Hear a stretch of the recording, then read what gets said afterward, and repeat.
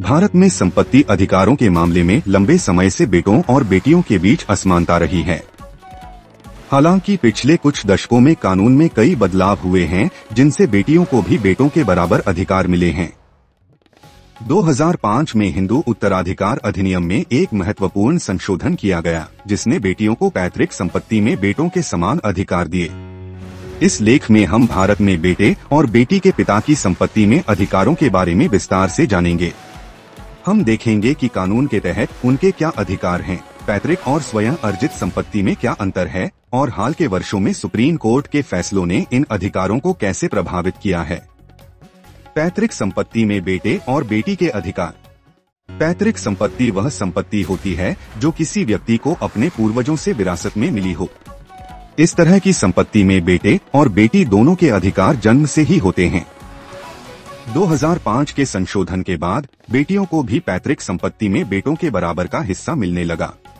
पैतृक संपत्ति की विशेषताएं। यह संपत्ति कम से कम 4 पीढ़ियों तक पुरुष वंशजों द्वारा अविभाजित रूप से रखी गई हो। इस संपत्ति में बच्चों का अधिकार जन्म से ही होता है।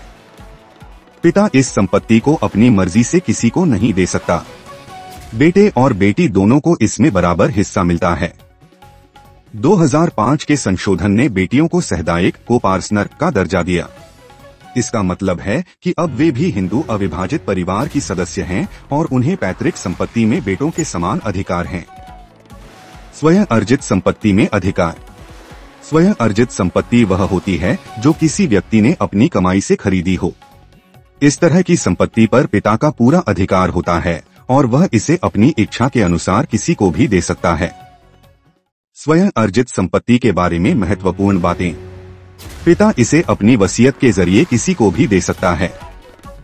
अगर पिता बिना वसीयत के मर जाता है तो यह संपत्ति कानूनी वारिसों में बराबर बांटी जाती है।